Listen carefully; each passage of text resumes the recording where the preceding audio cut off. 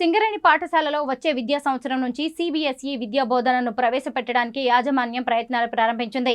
సింగరేణి ఉద్యోగుల పిల్లలకు, పరిసర ప్రాంత విద్యార్థులకు నాణ్యమైన విద్యను అందించాలని సంస్థ చైర్మన్ ఎండి ఎన్ బలరాం ఆదేశించారు. ఈ మేరకు రామగుండం 2 ఏరియాలోని ఎటింక్లైన్ కాలనీలో ఉన్న సెక్టర్ 3 సింగరేణి పాఠశాలలో సిబిఎస్ఈ బోధనను ప్రవేశపెట్టేందుకు సంస్థ సిద్ధమైంది.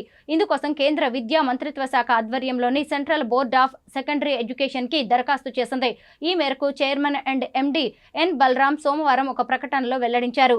సింగరేణి కార్మికుల పిల్లలకు అత్యుత్తమ విద్య కోసం మొదట సెక్టర్ 3 పాఠశాలలో సిబిఎస్ఈ బోధన ప్రారంభించాలని, అనంతరం శ్రీరాంపూర్ ఏరియాలోనూ దీన్ని అందుబాటులోకి తీసుకురావాలని నిర్ణయించారు. ఈ మేరకు ఇప్పటికే సింగరేణిలో ఉన్న అన్ని ఉన్నత పాఠశాలలను ఆధునికీకరణ ప్రక్రియ ప్రారంభించారు. మౌలిక సదుపాయాలు, కంప్యూటర్లు, ల్యాబ్ తదితర సౌకర్యాల కోసం అవసరమైన అనుమతులు జారీ చేశారు. ఈ మేరకు సింగరేణి విద్యాశాఖ పర్యవేక్షణలో సివిల్ విభాగం ఆధ్వర్యంలో ఆధునికీకరణ పనులు మొదలయ్యాయి.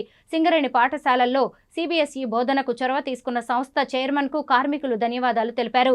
తెలంగాణ రాష్ట్ర సెకండరీ విద్యా వ్యవస్థ నుంచి సిబిఎస్ఈ వ్యవస్థ వరకు సింగరేణి పాఠశాలల్లో విద్యా బోధన నిర్వహించడానికి తమకు అభ్యంతరం లేదని పేర్కొంటూ రాష్ట్ర విద్యాశాఖ నుంచి సింగరేణి సంస్థ అనుమతి పత్రం కూడా పొందింది.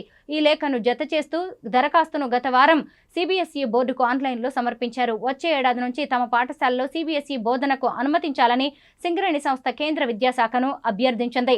త్వరలోనే కేంద్ర విద్యా మంత్రిత్వ శాఖ ఆధ్వర్యంలోని సిబిఎస్ఈ ప్రధాన కార్యాలయం నుంచి ఉన్నత స్థాయి బృందం త్వరలో సింగరేణి పాఠశాలను సందర్శించబోతోంది. ఈ బృందం సింగరేణి పాఠశాలను సందర్శించి తరగతి గదులు, పాఠశాల క్రీడా మైదానం, ల్యాబొరేటరీలు, ఇతర మౌలిక సదుపాయాలు తదితర అంశాలను పరిశీలించి తమ శాఖ ఉన్నతాధికారులకు నివేదిక ఇవ్వబోతోంది.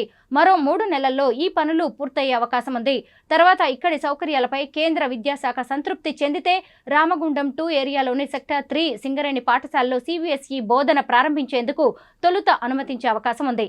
ఇదే పాఠశాలలో గతేడాది 10వ తరగతిలో 100% ఉత్తీర్ణత సాధించింది.